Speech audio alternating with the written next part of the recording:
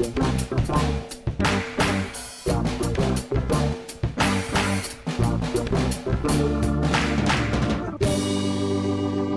welcome to Star Wars Spelt Out. I'm your host, Josh Chapman, and today our countdown to Celebration continues, where we bring in our friends that we're going to see at Celebration. And oh man, like, I repeat myself a lot. I keep saying I got to get this person on, but when you got to get the nicest man in podcasting on, all your dreams come true.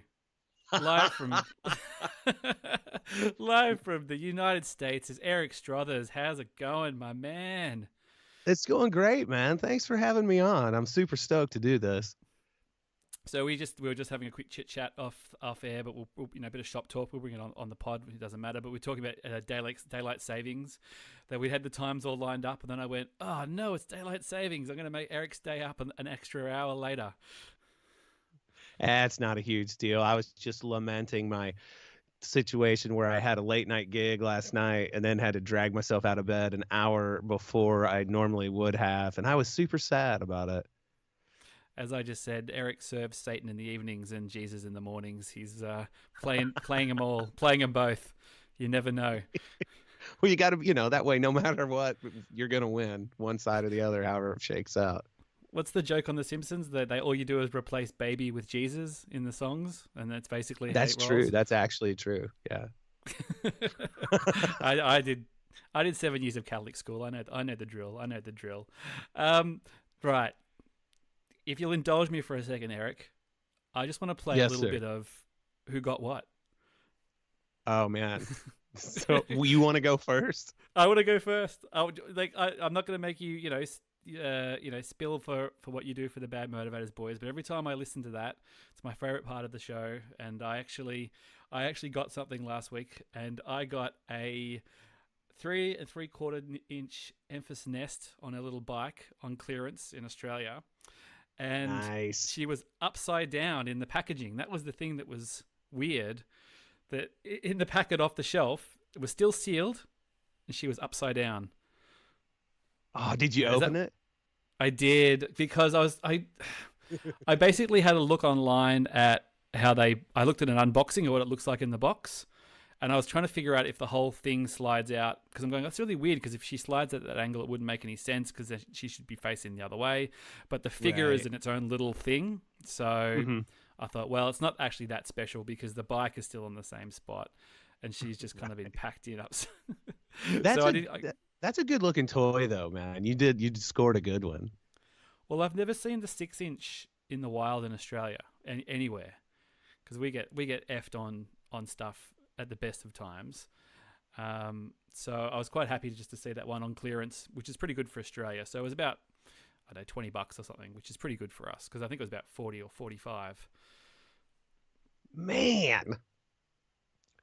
So when you come to Celebration, are you packing an extra huge bag so that you can pile a ton of toys in there on your way back?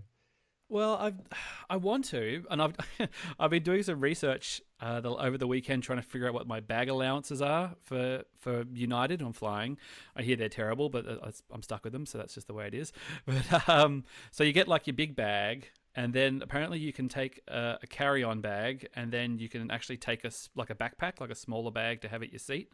Uh-huh. So, because I usually because I've done when I lived in England, I did a lot of long haul flights, and I would I'd take my backpack, and I'd have noise cancelling headphones, iPad. I'll probably bring my Nintendo Switch, and so I think I'll probably just bring that carry-on bag, and I'll pretty much just put nothing in it, and that'll be my toy bag, because I'm bringing some merch over as well. So the idea is clear out the merch, and then just fill it with other stuff. That's a good plan. That is a really good plan. Yeah. Yeah, I suppose it's not as crucial for you guys, because you can get a lot of that stuff whenever you want anyway, can't you? You don't have to just hit that window. Right. Yeah. It's definitely a lot easier. Plus, and honestly, even if it weren't this year, Celebration is in Chicago, which is like a 5-hour drive for me. So I'll have my own car. It'll be pretty handy. Right.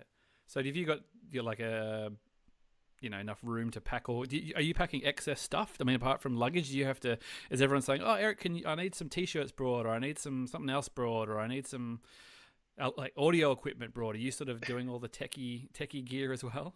We've been talking about the audio stuff. We haven't really come to a decision if we're going to do anything major, but I'll probably throw a guitar in the car, for just in case. Yeah, well, the nights could get long. Yeah. You could be on some concrete floor in the middle of the night, and I'm sure everybody would love to hear a little bit of guitar being busted out then. Yeah. Well, they will until they hear it, and then they'll be like, "That'll do. That'll do, sir." And, yeah, that'll do. That's enough. That's enough stairway, mate. Well, you've done your celebration 2 years ago. Was that your first celebration? It was. Actually, it was my first convention of any kind. Oh, wow. Okay. And that was when you met the Bad Motivator boys, Luke and Dallas in person first? And you met them both of them in person for the first time? Yes. Yeah. So when we had Claire on last week, she was saying how she's meeting a bunch of people from her podcast for the first time. Now, the thing about Dallas and Luke that throws me off and is going to throw me off when I go and see them at Celebration is that I always think that Dallas's voice should come out of Luke's mouth and vice versa.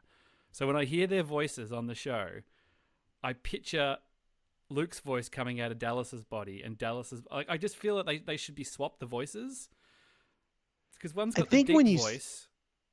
When you see it in person, I think it'll sit right in your head. Yeah. Every time I see a photo and then I go, "Oh, that's Dallas," and then I go, "No, that's Luke." It always throws me for a curve. Yeah, when you see their faces moving, it's like, okay, I get it now. I totally get it. You're the sort of the headmaster in the podcast, aren't you? Really, you're the one who sort of has to keep them in line and manage herd cats, as they say. Yeah, if I didn't do that, we would still be in the middle of recording our first episode. It wouldn't be done yet. Well, you guys are consciously sort of shaving the time down, aren't you? That's We're trying to, because something I noticed, man, and this is like a whole bunch of podcast nerdery here, but like more and more people are just streaming the episodes as opposed to actually download them to their device. And, it's become more and more common. And so then when they do that, you can really track where they drop off. Yeah, right. And you can also see that once like when we had to turn in some really long ones, man, like 2.5, 3 hours, the number of downloads was just down. People wouldn't. They'd feel like, I just can't commit to that much. I'm not even going to listen to any of it. And so we've been trying to make it more bite-sized, Yeah, I mean, I've always sort of tried to keep them under an hour apart from the few commentaries you've got. But I think when you have a guest in, you don't want to be them sitting there for 2 hours while you're still, unless you're really on some crazy roll. But I always feel like the times that's a pretty good amount of time, and that people can look at that and go, all right, I can deal with that. That's something I can handle. Right. Now, I listen to my podcasts and I know this is unpopular opinion, but at really close to double speed.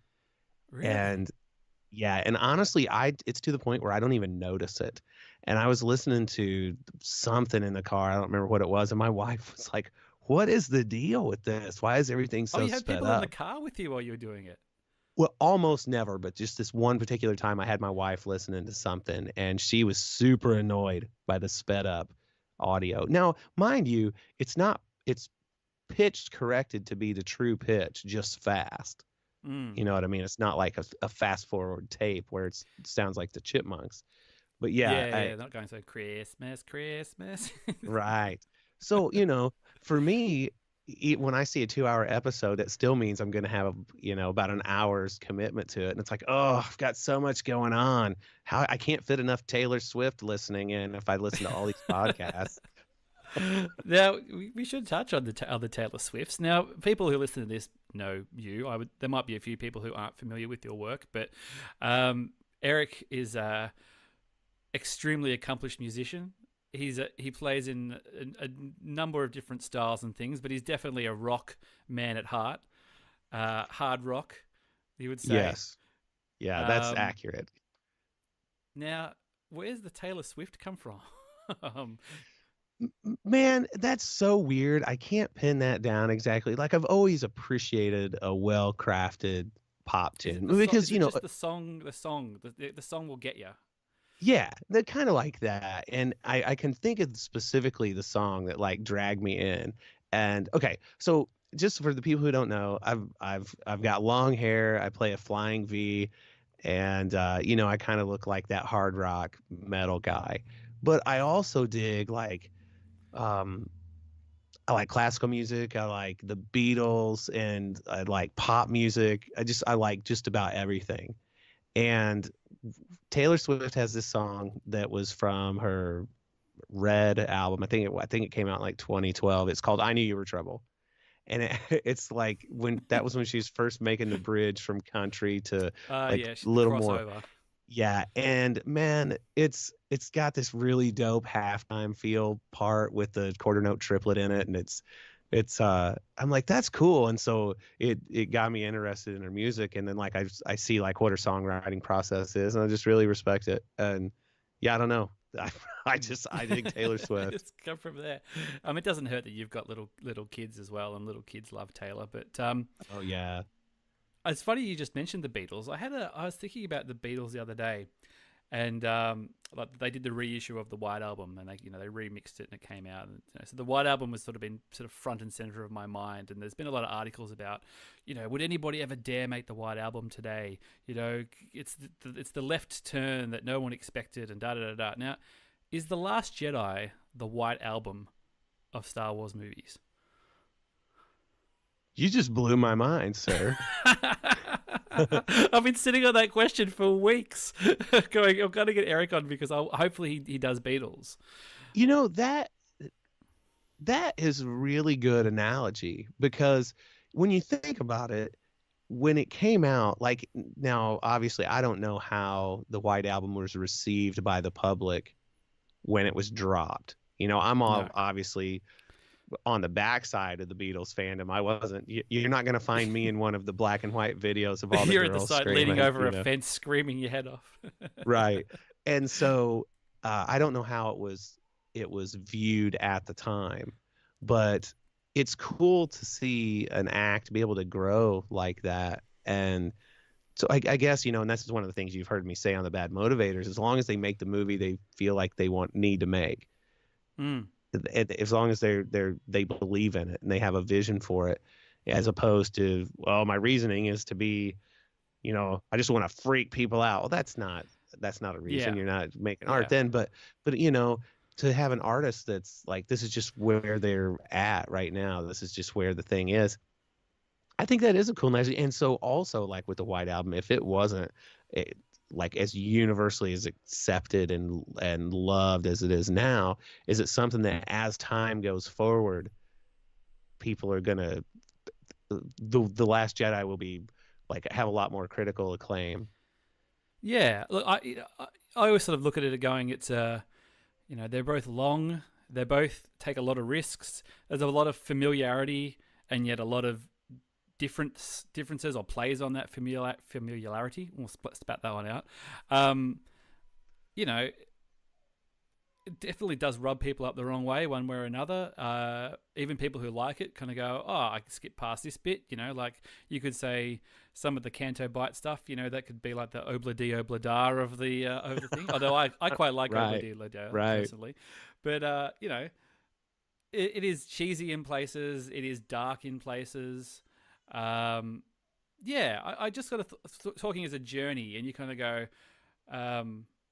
the way that the films are followed up after that. Like I'd see Solo as the Let It Be, as Yeah. the troubled production.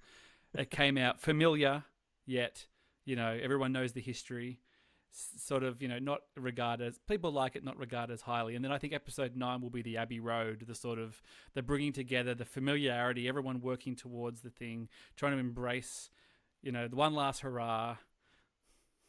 So Yeah. what are your major expectations for Episode 9?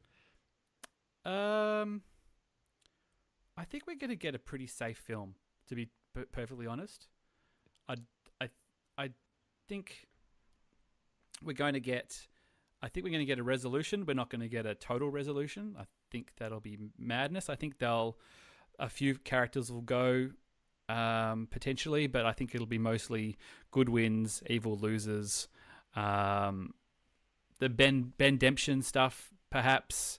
I don't know. They might twist that a little bit. But I feel it'll have a definite Return of the Jedi vibe of the gang back together, working towards a goal. They'll all be there at one point. Rey will be separated. She will have to, face Kylo down.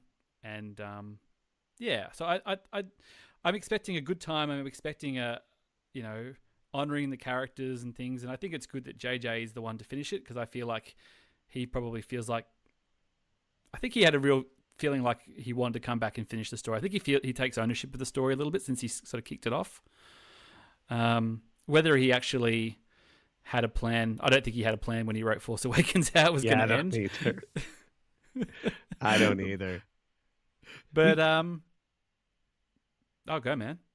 Oh, you hit like a lot of my same thoughts right on the head. And one of the things that I am really curious about is, so the way The Last Jedi ended, it was pretty much a package all on its own. And so there's so many things they need to move the story forward, yet bring it all in to a close.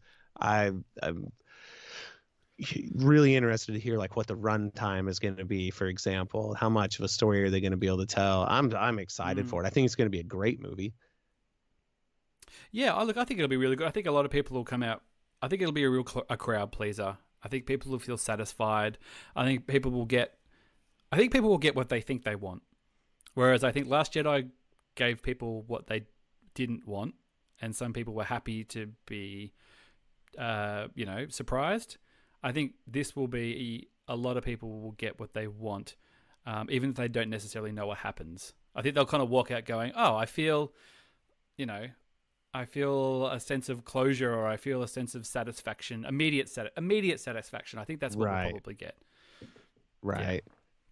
Whether that's more rewarding, long term, in the case of something like Empire Strikes Back, Return of the Jedi, Empire is the one that sort of probably is a more enjoyable viewing experience over the long term, whereas, Jedi is more immediate satisfaction, which I think is why it connects with so many people when they're kids, is because it is the hard, bad losers, good wins, walk out of that cinema, feel great, well done everybody, clapping and cheering. So I think we're going to get a bit of that. Yeah, I suspect you're right. I do. Which is cool, Well, yeah. So one of the things that, on the Bad Motivators, we end up talking about the television show Parks and Recreation. Oh yes, I love a bit of Parks and Rec. Yeah, we're big Parks and Rec fans, and my wife and I watch it every day. We are cycling through it on Netflix for want to say we're in the middle of our 4th run through the series. Wow. We did our second not long before our second baby was born, December. We went back and we just went, let's just watch Parks again. Let's just comfort food. It's like eating your favorite food. Yeah, and one of the things for us is we can watch it with the kids around, because it's funny. It's like the humor isn't completely it's not offensive. My kids aren't going to go to school with new words they shouldn't say, that sort of thing. No, that's right. But it's one of the things that I talk about in that show is that even though there's conflict and story arcs and stuff, everything always seems to work out. Yeah. There's not a lot of personal tragedy in it. Yeah. Like, you wouldn't want Leslie to lose to lose the election. You want her to win, You don't, right. There's nothing gained. Like, you can have the fake out where they do the recount, but ultimately she's got to win. Like, she's, right. She deserves it. She deserves to win. You want that. Right. And so I think that I'm not going to be upset if there's an aspect of that in episode 9 where everything just works out and by gosh, everybody's happy. Yay. Yeah. Yeah, exactly. I feel that way too. So with Parks and Rec, do you watch the first series every time you go through, or do you jump to the second? Oh, we start on the first season, and you go through. And that's a tough watch, man. Yeah, they've never erased a character more stealthily than was it Mark Vanderwitz in that second series, where he just sort of slowly fades off into view and then is never spoken about again. Yeah, they didn't even bring him back for the finale. No, they just kind Oh of went, man. we're just going to slowly write him out. And then it just sort of, no offense to him, but it just sort of soars once he's moved from the picture. Yeah. Well, it's like you got Yeah. to wonder, is it because he left or is it because you had the addition of Chris Traeger and Ben Wyatt? But Yeah, I think there's a so lot of that. yeah. So the But actor also, that played Mark Brandano, it's this, oh my gosh, allegedly. See, we do this. This is like, wait, this is a Star Wars show, right? doesn't matter Just a to, little bit of a side note. He was in an independent film called Live Free or Die. I'm trying to think of who all was in it. Zoe Deschanel had a Mhm. part in it. She was his sister. He was great in that movie. It's the story of this wannabe kind of thug guy whose name was John Rudgate, and Sean he's Rugged. always trying to pull these scams. Like he goes into the liquor store and cuts um, the proof of purchase label off the bottles of vodka and like tries to get rebates in the mail Oh, fraudulently. yeah. That's his big scam. Anyway, it's a whole thing. If you ever get a chance, definitely give it a watch, man. Well, I'm Nobody's glad he's ever still heard of doing it. something. I'm glad he's still It- doing something. Yeah, I think that first series, I'm happy to talk a bit more Parks and Rec. I think Leslie's character is not as strong in that first series because she sort of hung up on him, and it's just not as interesting. And you sort of take him out, then she just sort of has more purpose, I think, and just right. becomes a leader, and she's not as sort of down on herself. She's sort of more, she does have, problems. She talks about her weird boyfriends and things, but it's all sort of in her stride as much as it's sort of, yeah. Although I do Right. like the mouse rat stuff in the first series. The pit stuff is still when Andy falls in that pit, that still makes me laugh every time. Well, when he's living in it is Oh I yeah. love that. Oh, Parks and Rec talk. Yeah, I mean, it starts. People always going on about the US office, but I found that just sort of tailed off tailed off and sort of lost its mojo by the last few series. But Parks and Rec stayed as strong to Mhm. the end. I think that it did all the way through, and it was sort of one that we had recommended a bunch of times, and we just couldn't get past that first series, and we dropped off once or twice, and we were like, just stick with it, stick with it, and that's every time we've handed it on, we've done the same thing. So. We had that same problem. Somebody recommended it to us, and we're like, "Oh, we're trying. I just don't know if I dig it." But Mm. to bring it back around to Star Wars, one of the things that's cool is you get in that stretch where it's the lead up to The Force Awakens coming out, because Mm. that was going on during the show, and it That's was right. There's the how Patton Oswalt thing in there, the filibuster. yeah, well, and then they had a thing where I believe it was the final season, where the tech company Grizzle they were That's right. They rigged the monitoring. contract, don't they? Because Yeah, Ben's gone but to see Star Wars. yeah, because it was in the middle of the episode 7 hype, and I was like, oh, that's perfect. You're That is talking my perfect. language, man. You're talking my language. Yeah. Have you guys already started talking about episode 9? Do you think you'll see it with the Bad Motivator boys? Is that even logistically possible, or? We were talking about trying to do something along those lines. I don't know that they'd be able to do it on opening weekend, but maybe, because it comes out the 20th, I think. So let me look at Yeah, a we get it a calendar few here. days before here, so it's amazing in Australia because we were just the lepers of entertainment for decades until the internet came out, and then we became the biggest downloaders in the world because we got screwed over content for so long. So now we got Captain Marvel. I saw it last Thursday. We got it 2 days before the States. We usually get Star Wars a good day and a half before the States as well, so it makes life much easier for avoiding spoilers. How is Captain Marvel? Yeah, I really enjoyed it. Yeah, it was good. It was good. Good, solid Marvel. Good fun. It's quite interesting actually because it's quite like Kat, my partner. She's going with her mother's group, just because they do like a mummies and babies screenings here, where you can take your babies into the cinema for special, so mums can go see a movie and the lights Oh, aren't that's quite down cool. as low and it's not as loud, and you can, and if there's a kid crying, it doesn't matter because there's kids everywhere. So they're all going to go see Captain Marvel because I think it's sort of like 90s because they're all 90s girls, Mhm. and a bit of girl power and stuff. And I just said, oh well, that's cool. If you're a casual Marvel fan or even a casual comic book fan, it's actually quite spacey to start off with. Like it doesn't sort of like all the sort of 90s nostalgia stuff doesn't happen till later in the film. So you kind of come in, it's very like, welcome to this planet and this is happening and there's this energy thing and da-da-da. So it's kind of, if you're the casual fan, I think it'll be a little bit, you kind of go, oh, this is a little bit dense to sort of get my head around to start with. But no, it was good fun. I saw it with a couple of mates last Thursday. Nice big cinema, big packed room. Everybody had a good time. That's what I get to the movies so infrequently now these days anyway. Yeah, same. I go see Star Wars movies and then maybe one movie one time in between Star Wars movies. It seems like that's how it's gone. I did go see Infinity War in the theater. I want to say that was just about. I saw that and the Lego Movie, Lego Movie 2, and yeah, that's been it since Star Wars. But so episode 9 will be out. It'll actually screen. Its drop date is the 20th, but it'll be the 19th, which is the Thursday. That's when we'll see it. So I'm trying to think if like Luke and Dallas were to come to town, because of like my work at a church. Plus, man, they got kids. Christmas being right there where it's at, that would be almost impossible. So it'd probably have to be after. But now, what's your opening night strategy for going to see a Star Wars movie?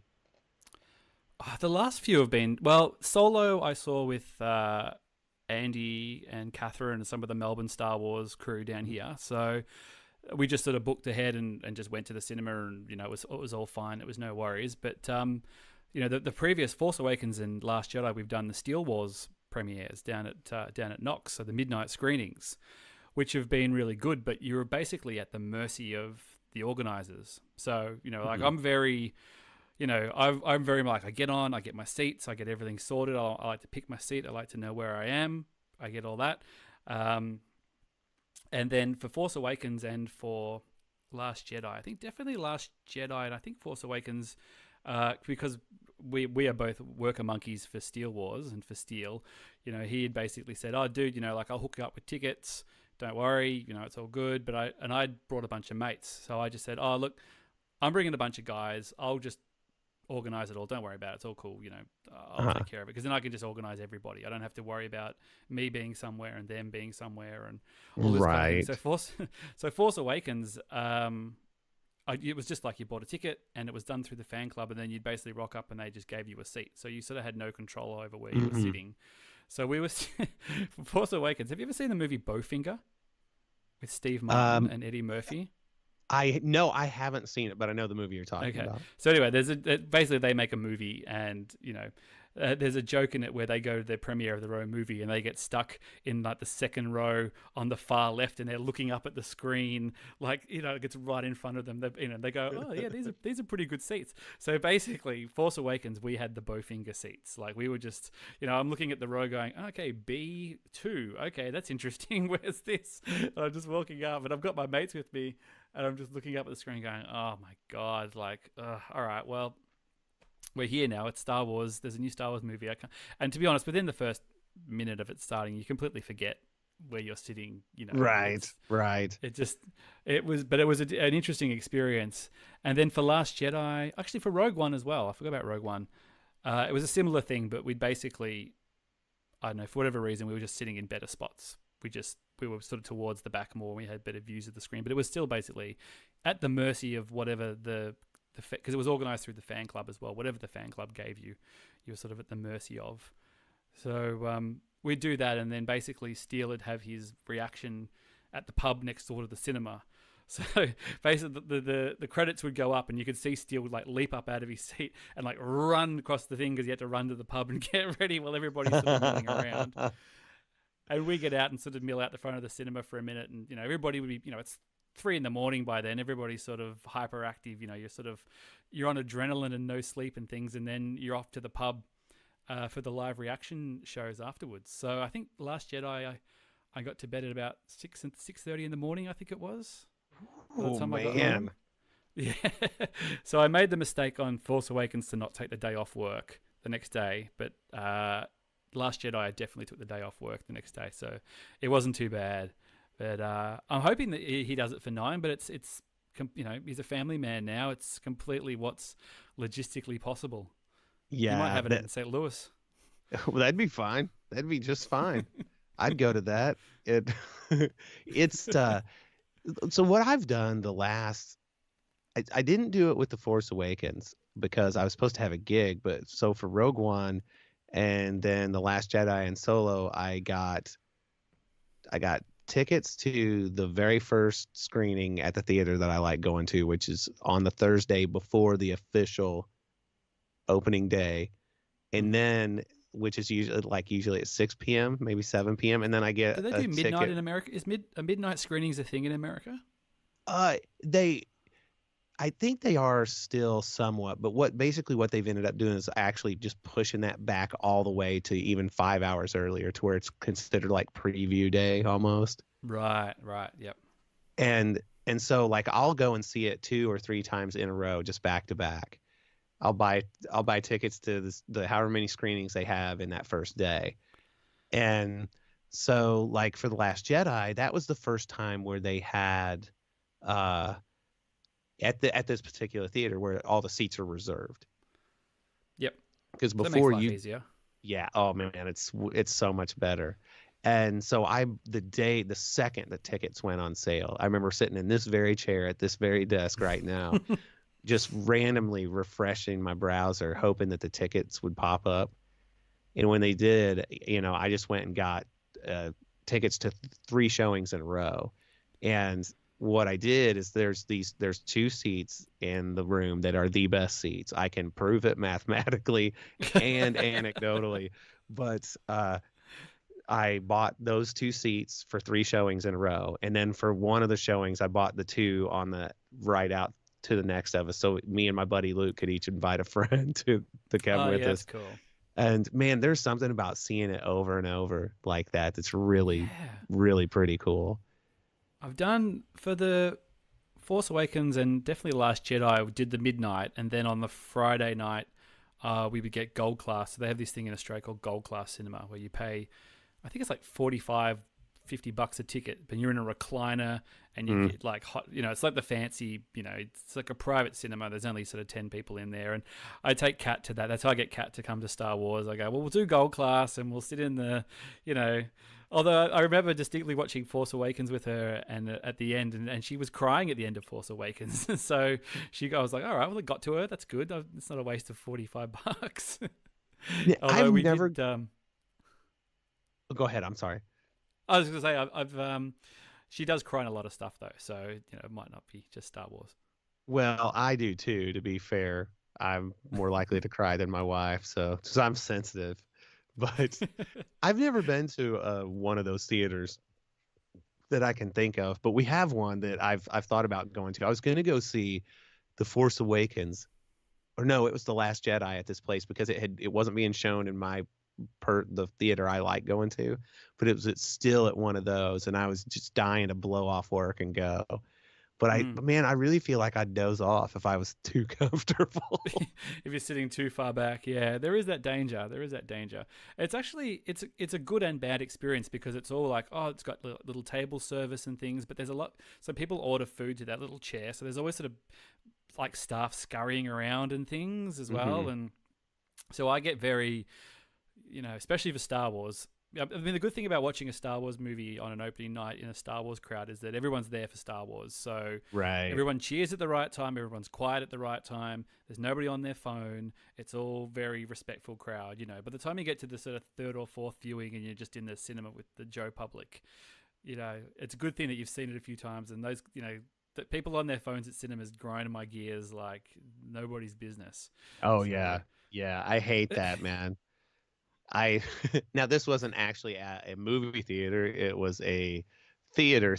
I was watching one of my friends. She was in this play, and there was this young teenager next to me who kept lighting up her phone to read it. And in this theater, it was so dark, and so the light would go off, and my pupils would go from being huge to cram down. It's like, oh, it hurts so bad. Well, it was such a stroke of luck, man. Her phone slipped out of her hand, and I real casually just kicked it down so it further dropped down the- into the next one. She had to just leave it there until the show was over before she could get it. How do you feel about phones at gigs?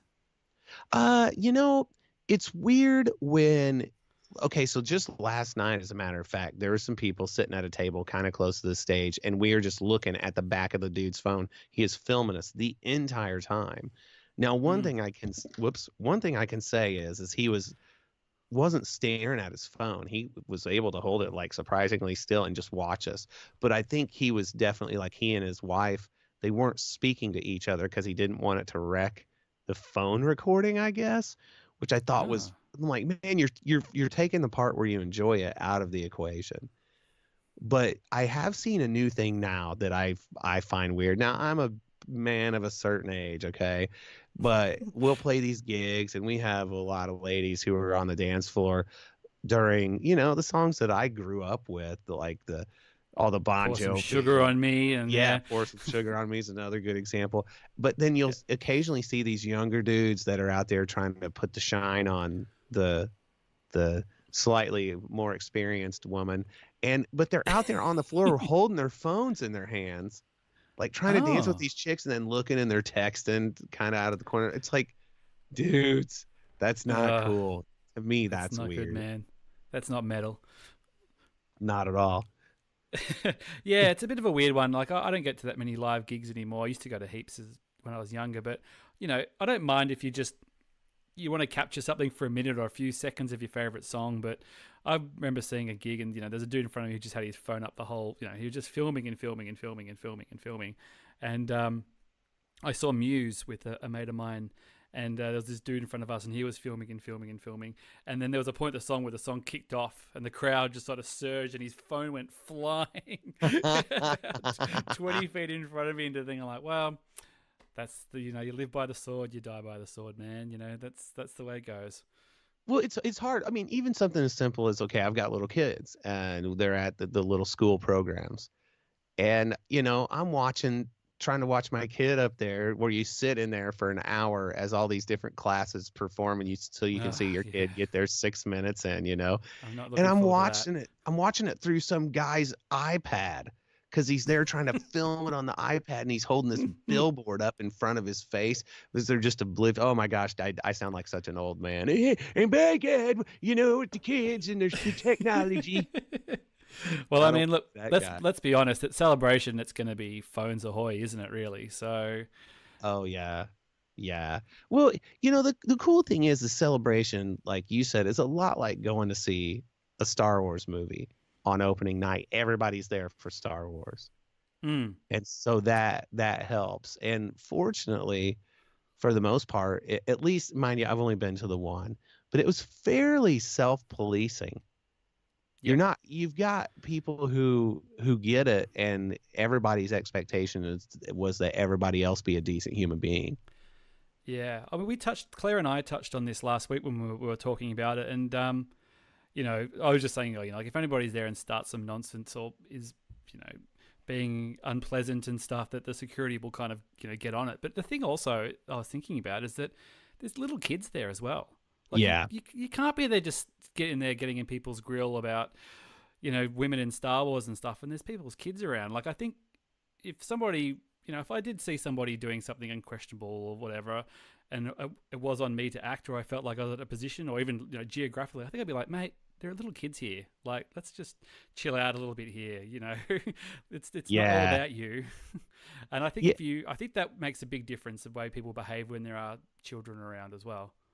Yeah. I mean, I really don't think it'll be an issue. I don't think it I will don't think so be. either, but And if it is, I don't now think it'll be an issue for very long. no, no. I think they've been very well drilled. I think that'll be something they'll go like, let's just plan for worst case scenario, and we'll just carefully take care of that, and people will be in Star Wars Celebration jail or wherever they put them Yeah. at the back. Now, just on the back of Celebration, your little is it Echo Base? Is that Yeah, what we're calling that's it? what the name they've been kicking around, yeah.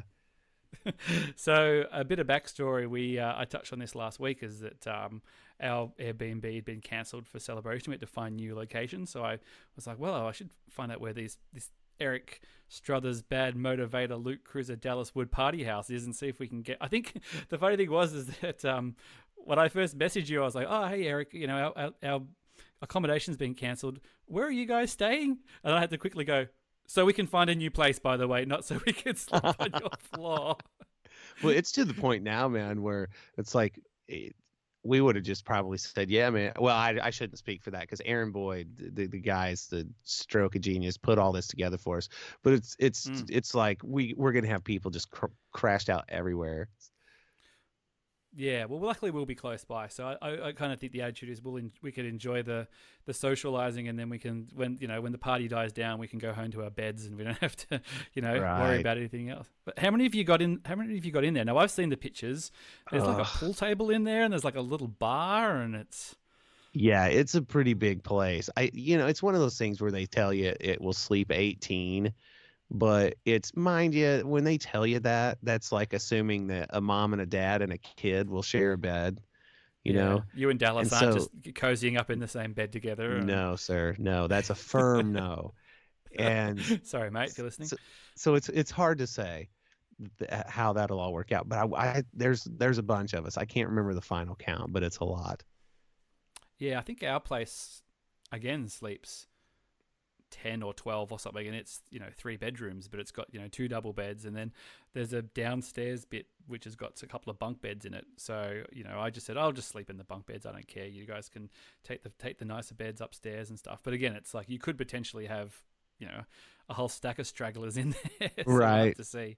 We'll have to well see. Yeah, if my accommodations turn out to be unbearable, I may be begging you to stay with you. By all means. You're like, those guys, they won't shut up. It's 4 a.m. I've got to be up. We don't know what's going on with the lines yet. I've actually joined a Facebook. There's the sort of the official celebration Facebook group, but then there's another one that's on Facebook, which has actually been really good. It's actually, I think it's about 4,000 members and asking quite good questions about stuff. It's all, people are swapping tickets and accommodation and talking about merch and autographs and all that kind of stuff. But the big sort of question is, what's going on with the lines? Because apparently they don't really allow camping on the street at night at Celebration, and the thing closes down. So there's a good chance there'll be no overnights. Right. Yeah, I was actually talking about this same thing, and I'm not sure how that's gonna wind up. And it surprises me that as close as we are to the event, the information isn't out there yet. Because I feel like it was for Celebration Orlando, but I could be mistaken on that. Because how many weeks out are we now? 5? I think. Let me just check. It's the 11th today. So it's a month. I don't know about weeks, but it is a month to the day. Does it start on the 11th? Yeah, the 11th is the Thursday, the preview day. So it's getting close. Yeah, man. Yeah, it's really close. Yeah, I guess it's just, I guess that kind of information, you kind of go, they don't want people to not come based on that. Maybe they do closer, or they don't, if they're doing a lottery or something, if you do it closer to, it's harder for people to sell or abuse the system, I guess, if you do it closer to, or... Right. I'm not super jazzed about having to camp out overnight. So if I had a shot in a lottery for the big ones, I'd probably take the chance. I've been pretty good on stuff like that, lottery things before. I've gotten tickets to things in lotteries a few times, gotten lucky. So I'd take my chance. But I don't know. Are you like camping or camp or die? Well, for me, I'll stay overnight if it's something I want to see. No questions asked. And the overnight line is enough of a thing that even people who didn't have to do it would come and stay for a good chunk of it. So like Steele, he had a pretty sweet setup because of his gig with Channel the TV 10, gig. Yeah. But he still came and spent hours in the overnight line and then left and went home and got sleep while the rest of us, toughed it out all the way till the wee hours of the morning. But I foolishly... Do you actually get any sleep? Some Is it like people sleeping do. on a plane? Is it like sort of sleeping on a plane where you're that kind of... Like, is it ever actually quiet? No. Gosh, no. It'll be quieter, but never quiet. There's people who come in like completely prepared, air mattress, sleeping bag, the earplugs and a sleep mask. But it's like, I came here. Here was my mission for Celebration. I knew that being able to take a vacation without my kids was something that I should not take lightly. And I was like, I'm Amen. going to get every minute out of this that I can. And so I stayed in they had overnight lines 2 nights in a row. I did them both. And I Oh, barely slept across the whole time. And it beat me up, but to me, it was worth it. And like some of our funniest memories are from that overnight thing. yeah, that's the thing. It's the pull of the people as well. Like the panel stuff would be cool, but it is that, like you said, those memories of being in that little area there, and I've heard some of the sort of the steel pods and stuff. You get a general idea of what's going on in there, I think, but it's sort of, hey, you guys, it's 3:30 in the morning now. We're and there's always Right. sort of one or two people who are still really charged, and a few people who are kind of fading, and then yeah, yeah. I don't know. We'll see. I'm keeping an open mind, basically. Yeah. Basically, what I want to do is have a good time. Whatever that means for me in the moment, that's what I want to do. But I will say this, man. I'm so glad that I did not miss the 40th anniversary panel in Orlando because I was trying to decide, oh, probably only going to do one overnight. And what do I want to see more? The 40th anniversary, I'm sure that'll be kind of neat. But man, that episode 8 panel, that's going to be the one. The Last Jedi, Mm. that's going to be the one. Dude, Everybody's gonna love Last Jedi. yeah, that 40th anniversary panel was the best thing ever. I can't imagine. It was, I mean, don't get me wrong, the Last Jedi panel was great. We got to see the trailer and all that, but that 40th anniversary panel was the highlight of Celebration. I mean, Mm. George Lucas was there, Harrison Ford was there, and then the surprise of John Williams. Like Yeah. nobody expected that. And there he was conducting a small orchestra. And it was like one of the most moving, memorable experiences of my life, and I'm so glad I didn't miss it. You're starting to sell it to me, Strothers. You're starting to sell it. So what's the point to the stands for the big hit? What's the big prediction? What's the big surprise going to be at Celebration? If you had to call it right now, Man. whether Uh it's a person or an announcement or a guest or a man, that's hard. So, okay, I know that Ahmed Best has been confirmed, and he yep, did say on Twitter that he is there for the Phantom Menace panel yep, on that Monday. I am I don't think they would announce something like this at Celebration, but I think like okay. I think it'll be announced that the Kenobi series is going to happen on this Disney Plus platform. I think that'll yeah. be announced there.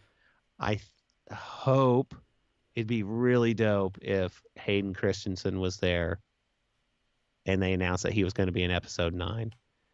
But that may be Oh just something that wow, they would wait and just reveal in the movie. I don't know that they'd yeah. want to waste that at Celebration. Um, Put him in the trailer. You could get both. You could show the trailer, have him pop up in the trailer, and then have him come out after the trailer. yeah. Oh gosh, I just don't know. I think the Kenobi's a Kenobi with Ewan McGregor in person. I think that'll be the. I think people will lose their minds if that happens. Yeah. Um, I, I mean, I don't know. Like it's depending on what we get in the episode 9 trailer. That could be the Kenobi thing. Could be the talk of. I mean, because we all know episode 9's coming. So if you drop a Kenobi TV show announcement, that could be the story of Celebration. If Yeah. Ewan McGregor comes out and just like, I can't wait to play Obi-Wan Kenobi again. Hello, everybody. Okay, I'm Yeah. out of here. That would blow people's minds. Now, it was so strongly rumored last in Orlando that Ewan McGregor was walking around on the convention floor dressed as Obi-Wan. And it was apparently not true. I never saw any evidence of it. But I will say this. It was the final day. I was at the Star Wars Underworld booth manning it for them because they were off somewhere else and they were like letting me store my armor tote under the desk and all that stuff. And this guy comes up dressed as like Attack of the Clones Obi-Wan. And dude, he looked so much like Ewan McGregor. And he kept doing or I guess no, he was more of like the Revenge of the Sith. He's like, "Don't do it, Anakin." And he sounded so much like him. And I think I got a recording of him doing it, but it was so spot on. I'm like, oh my God, what if that And was he Ewan gave you a little McGregor? wink, a little Yeah, twinkle in his eye, yeah. and then I looked around and he was gone. And he was And I said, "Did gone. anybody else see that Ewan McGregor?" And they're like, "Ewan McGregor hasn't been here for years."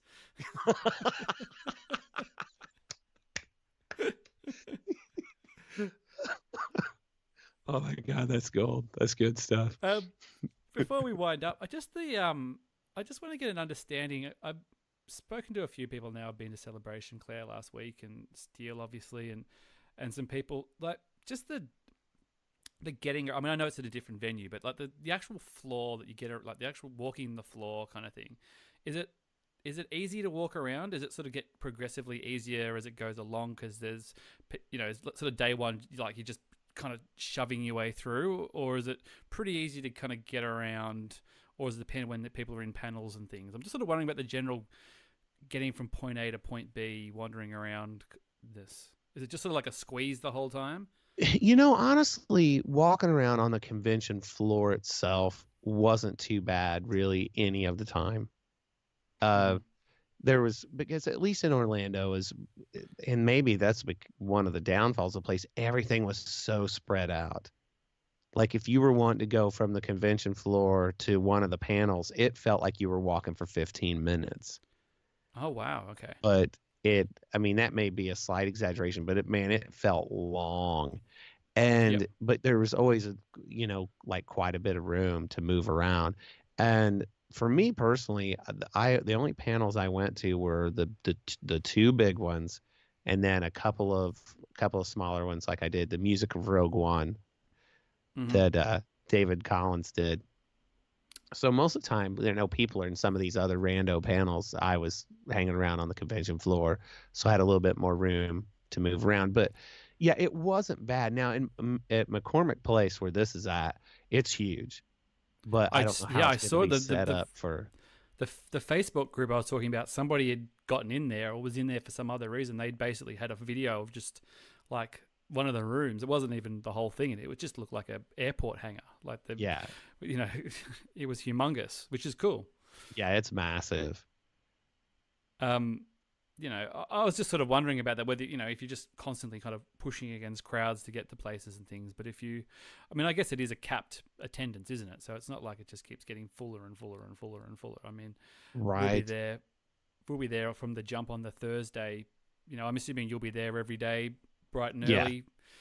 I think when we get closer to, we'll coordinate amongst ourselves and things and who's getting down there. I already think I've already spoke to either Luke or Dallas, or sort of, I want to get that Obi-Wan, the 20th anniversary Obi-Wan.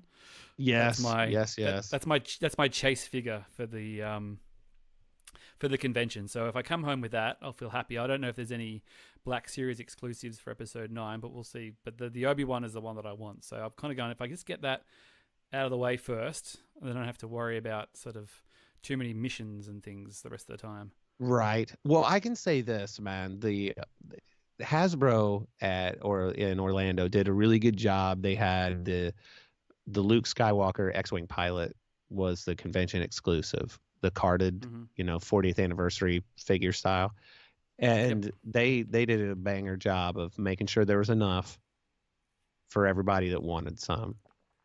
And just depending on the smart thing to do was just like go by and eyeball the line and get in it at a period when it didn't seem like that big of a wait.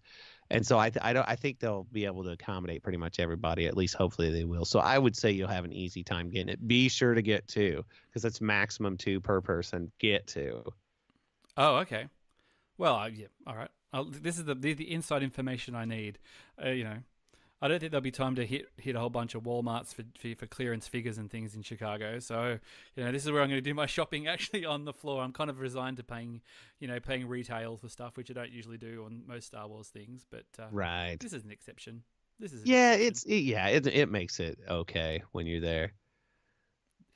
Just before we sign off, mate, even though I've said that once before, what about evening stuff? Have you guys got anything? Is it sort of wait and see on that kind of stuff? What happens when the sun goes down? Yeah, sort of. It's been a wait and see. What I'm hoping is that we'll have some sort of, organized outing at least a couple different times. So in Yeah. Orlando, we had the Making Star Wars Network Steel put this show together, and Yep. it was like the podcast of the network there, and he ran the live show and just had, basically small panels of people on one section after another. And it was really cool, man. Sold tickets, rented out this bar. It was a fun time. That was one of the highlights of the thing for me. Yeah, I haven't heard if they're doing anything regarding that. So that's kind of why I'm going, all right, well, I guess we'll just make our own fun if that doesn't happen, But like I said, we're all, it seems to be everybody I've spoken to is sort of in our sphere going, yes, we'll just organize something when it happens. And if there's an event on that's cool, then we'll go to the event. Right. Now, there's some big things that happen, like there's the 501st Bash, which I'm in the 501st, and I heard it was great, but I didn't want to go. I didn't want to drop more money on going to a party when, I'd probably have just as much fun going into some random bar and just hanging out with people. Well, but Claire did say, when I sort of said where we were geographically, she sort of said, oh, well, that's, party central in that area. So that was encouraging. Yeah. So there's tons of stuff to do. And one of the things that we had last year, in Orlando, was that we were in overnights 2 nights in a row. And celebration wasn't as long. So you weren't left with quite as much time to do stuff in the evening because you needed to get yourself locked into that building so that you could wait overnight. To wait around. But if we don't have this, then we're gonna have to really be doing some strategizing once we're there. But there's plenty of stuff to do. Chicago has amazing food.